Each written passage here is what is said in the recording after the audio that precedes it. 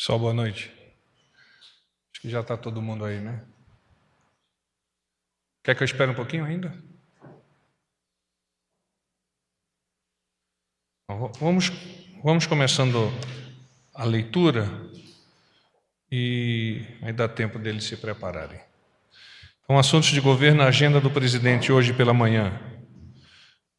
Nós tivemos o café com a bancada do Nordeste.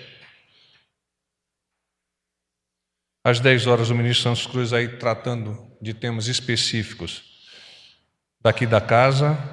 Às 10h30, com o diretor da empresa Dubai Ports World, foi para tratar de questões comerciais, naturalmente em razão da própria empresa.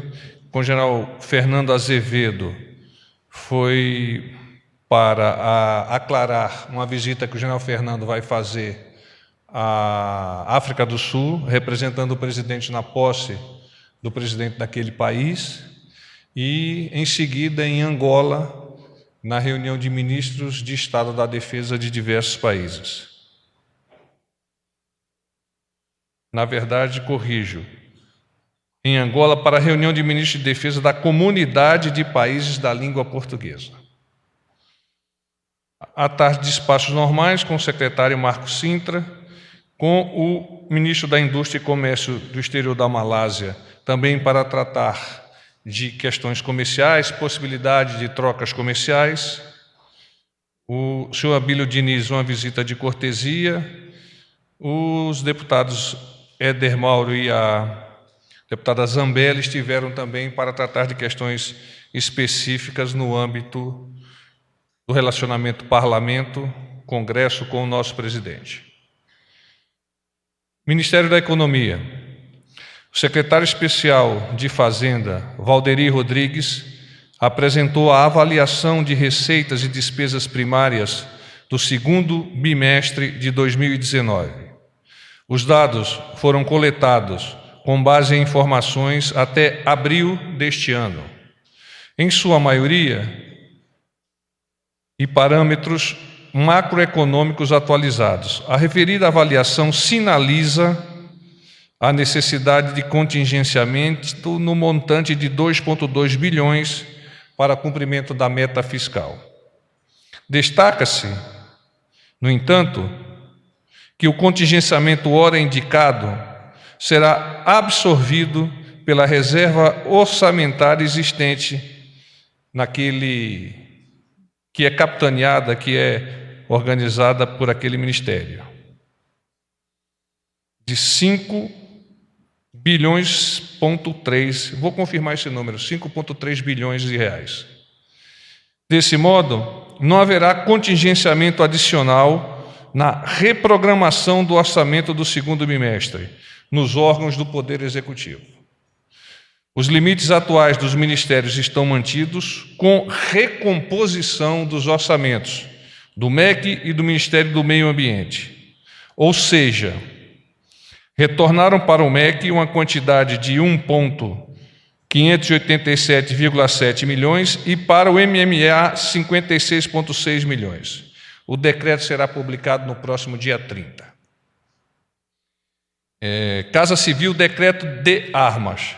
O governo tem compromisso com a correção dos atos. É o mesmo texto que eu enunciei ontem. E acolhe as diversas manifestações dos entes responsáveis pelo aperfeiçoamento do arcabouço jurídico que vai impactar na vida de toda a sociedade. A partir dos questionamentos feitos pelos poderes já citados e pela sociedade em geral sobre o decreto de 7 de maio, o presidente da República determinou que fosse feito um trabalho da Casa Civil, do Ministério da Justiça e Segurança Pública, do Ministério da Defesa, da Advocacia Geral da União, o que resultou na proposta de alteração de alguns pontos no decreto original. Entretanto, sem alterar sua essência. As principais são as seguintes: mudanças relacionadas ao porte de arma para o cidadão comum, inclusão do calibre nominal nos conceitos de arma de fogo e de uso permitido e de arma de fogo de uso proibido, de modo a possibilitar o estabelecimento de critérios mais claros acerca da natureza da arma, se de uso restrito ou de uso permitido. A efetiva necessidade do porte se dá pela demonstração do exercício de atividade profissional de risco. O decreto estabelece o rol exemplificativo de atividades profissionais que estão inseridas em uma conjuntura que ameace sua existência ou sua integridade física. Vedação expressa a concessão de porte de armas de fogo portáteis e não portáteis para defesa pessoal, ou seja, não será conferido porte de armas de fuzil, carabina, espingarda ou armas ao cidadão comum. A autorização para aquisição de uma arma de fogo portátil, posse de arma, será concedida apenas para domiciliados em imóvel rural, considerado aquele que tem a posse justa do imóvel rural e se dedica à exploração agrícola, pecuária, extrativa, vegetal, florestal e agroindustrial. Esclarecimento com relação ao porte de arma de fogo tem validade de 10 anos. Havia uma dúvida com relação a isso. Exceções à limitação para aquisição de munição ficam dispensados dos limites previstos no decreto apenas os integrantes das forças de segurança para as munições adquiridas para as armas de uso institucional. As munições adquiridas em estandes, clubes e associações de tiros para utilização exclusiva no local, bem como as munições adquiridas às instituições de treinamento e instrutores credenciados para certificar a aptidão técnica para o manejo da arma de fogo. Mudanças relacionadas aos colecionadores, caçadores e atiradores. Os CACs registrados junto ao comando do Exército, mediante comunicação prévia, poderão adquirir o seguinte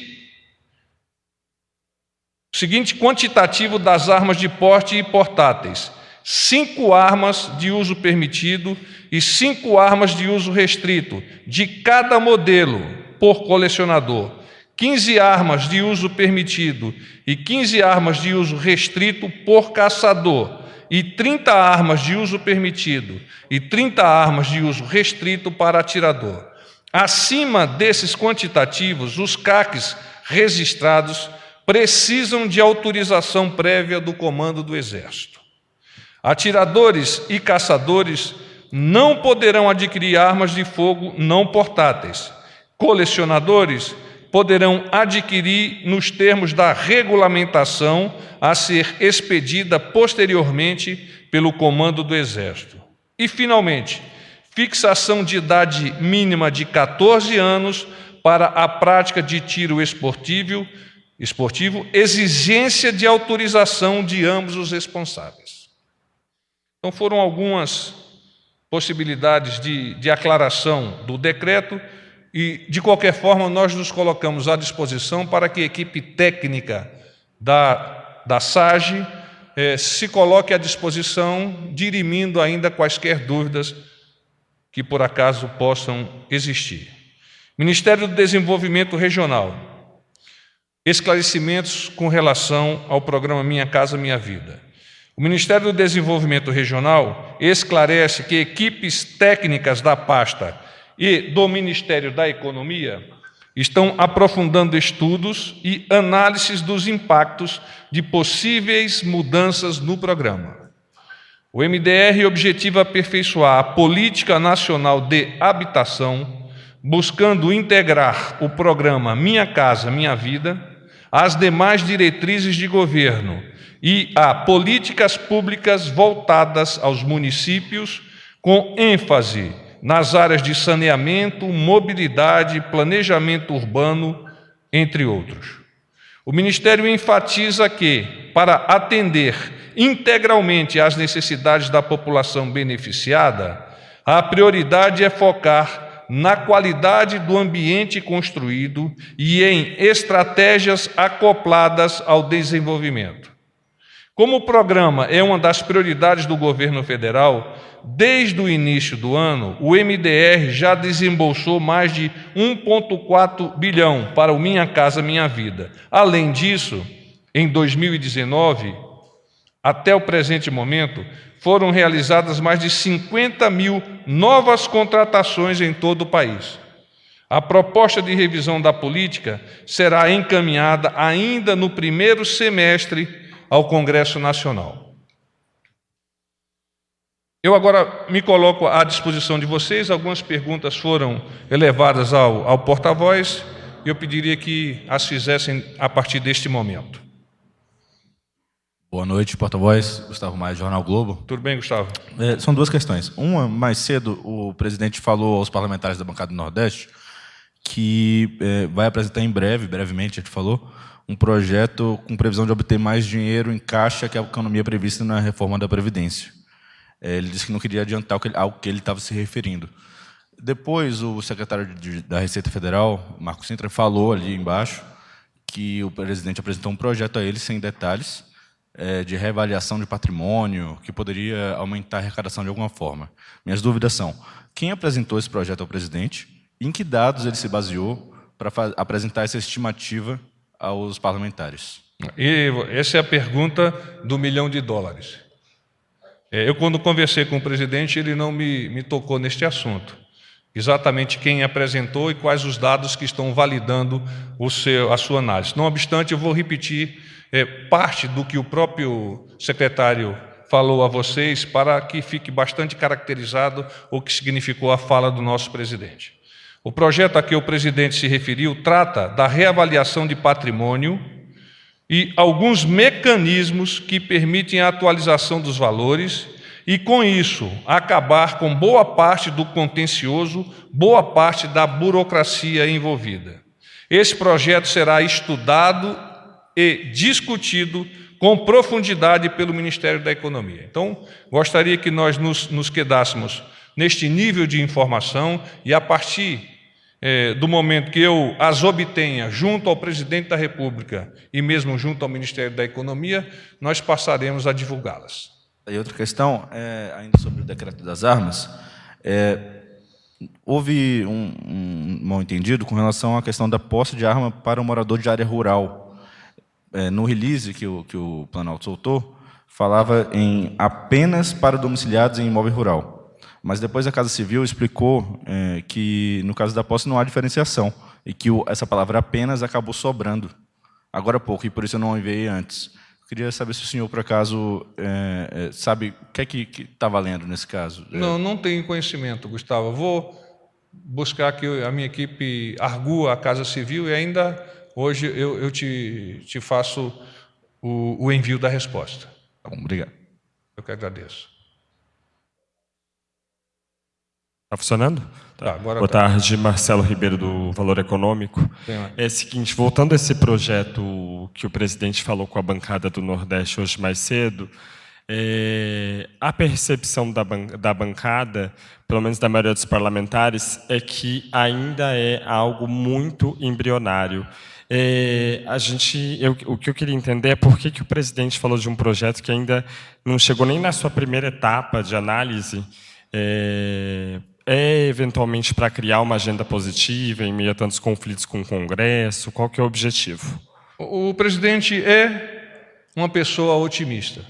E, nesse sentido, ele já avançou em direção à bancada do Nordeste presente no café da manhã de hoje, com ideias e até mesmo propostas que serão analisadas mais profundamente no tema que nós estamos tratando. Então, sim, a expectativa do nosso presidente é de dar avanço à recuperação econômica, sempre tendo como foco a nova Previdência. A nova Previdência é essencial para que nós possamos, a partir da sua aprovação, encaminharmos novos projetos e fortalecermos outros que já estejam de posse do Congresso, a fim de qualificar ainda mais a nossa sociedade e colocá-la no rumo de um futuro promissor. Queria retornar ao assunto dos últimos dias, que é o Major Vitor Hugo.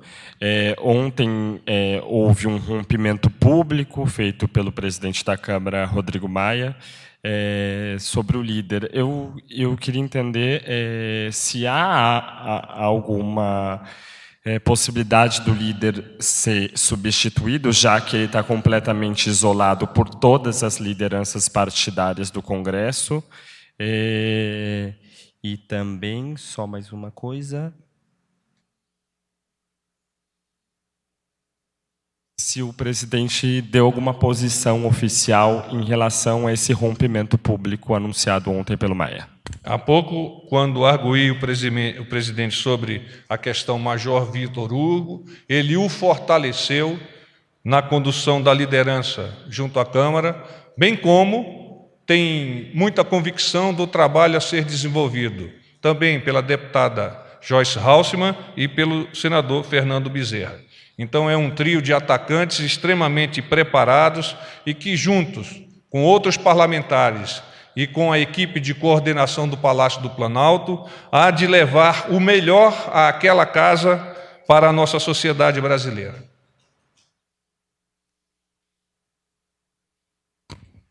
Boa noite, porta-voz. Roniara, TV Globo. Tudo bem, Roniara? Tudo bem. Porta-voz, hoje pela manhã o presidente falou no café da manhã que o governo tem muita vontade de acertar, tem bons ministros, mas alguns não têm o devido tato político. A quem ele estava se referindo? O presidente tem reiterado e utilizou em outras oportunidades essa mesma ideia, essa mesma percepção. Eu vou abrir aspas de palavras do nosso presidente. É um governo que se inicia, temos muita vontade de acertar, temos bons ministros, alguns não têm o devido tato político, têm a questão técnica, mas não têm a questão política. E, em consequência disso, acontecem alguns imprevistos.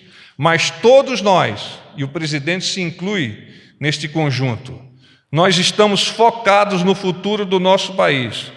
Nós temos potencial para atingirmos o nosso objetivo, ele disse. Vou mais além. Ele também se colocou à disposição, assim como os ministros nessa interlocução, os ministros da Casa Civil e o ministro-chefe da Segov. Então, o ministro da Casa Civil, Onyx Lorenzoni, ministro da Segov, General Santos Cruz, para ouvir e ajudar os deputados e senadores considerados importantes e vai além, todos os deputados e senadores, na defesa da nova Previdência, junto aos estados e junto à federação como um todo. E outros projetos que sejam importantes ao país. Pessoa específica. Não se trata de nenhuma pessoa específica. Porta-voz, só mais uma pergunta com relação ao decreto ainda. Como o Gustavo também falou sobre propriedade rural, eu vou fazer minha pergunta, caso o senhor tenha que enviar depois. É que o release do decreto de hoje, ele dizia que os moradores em imóvel rural poderiam adquirir armas de fogo portátil. E, ao mesmo tempo, diz que o Exército que vai estabelecer quais são as armas que serão de aquisição permitida e quais que não serão permitidas dentro dos critérios de potência de armas. Então, a pergunta é, as armas portáteis que poderão ser adquiridas pelos moradores de imóveis rurais, elas estão submetidas à avaliação do Exército? O que literalmente é dito é isto. Não obstante, eu, para ser tecnicamente correto e o mais correto possível, eu vou pedir para que vocês arguam a Casa Civil. Aliás, eu vou além. Eu vou pedir que alguém da Casa Civil desça ao comitê e se coloque à disposição de vocês. Eu vejo que existem alguns temas, alguns pontos ainda que estão obscuros, e eu acho merecedor essa conversa entre vocês e a Casa Civil. Obrigada. Boa noite, porta-voz. Rudá Moreira, do SBT. Tudo bem, Rudá? Tudo bom. Porta-voz, a gente falou já um pouco sobre esse projeto que foi discutido, teria sido discutido entre o secretário Marcos Sintra e o presidente, mas também uma coisa que o secretário disse aqui embaixo, que eu gostaria de saber se a posição do Planalto e do presidente é a mesma, como que o Planalto e o presidente avaliam a aprovação na CCJ da reforma tributária, que não é um texto que veio do Congresso, ou que veio do Planalto, perdão, mas que, segundo o secretário Sintra, é um texto que incorpora as mudanças que o Planalto queria fazer nessa área, e que, inclusive, mudanças no sentido, então, não se fariam mais necessárias, estariam de fora de uma futura reforma tributária que o ministro Paulo Guedes ainda deve enviar. Gostaria de saber se essa é a posição do Planalto. O presidente e o ministro Paulo Guedes aprovam e concordam com essa reforma tributária que está avançando na Câmara. Esse não foi um tema que eu conversei com o presidente. Não obstante, percebe-se pela clarificação do secretário com relação a isso que nós estamos tratando, que sim, o Planalto se coloca ao lado, até porque, vindo do Congresso, estudado profundamente pelos nossos parlamentares, estando alinhado com as propostas do nosso governo, do governo do presidente Jair Bolsonaro, claro que nós remaremos juntos para levarmos esse buque até o porto, e é um porto que vai estar bastante pacificado e que vai ajudar muito a nossa sociedade. Pode-se dizer que, assim como na Previdência, agora que o Congresso parece ter assumido a responsabilidade pelo projeto, o Rodrigo Maia já se declarou, né, que o Congresso vai tocar independente de governo, dando a entender que esse novo texto agora tem mais a identidade assinada pelo Congresso do que diferente da que saiu aqui do Planalto. Na reforma tributária que vem de lá, agregou as ideias do Planalto agora, então há uma convergência maior entre as ideias do Congresso e do Planalto, pode-se dizer? Eu diria que na nova Previdência também. Há uma percepção do Palácio do Planalto que o trabalho que vem sendo desenvolvido pelo Congresso é um belo trabalho e que vai surtir o efeito, visto que eles próprios estão vocalizando a questão da potência fiscal, a similitude daquela que o próprio Palácio do Planalto já enviou no seu projeto. Igualmente, essa questão da reforma tributária. De qualquer forma, nós estamos tratando de questões que ainda não estão fixadas materialmente, de forma que se torna difícil nós tratarmos de questões que ainda não estão definidas efetivamente. Obrigado. Paz e bem.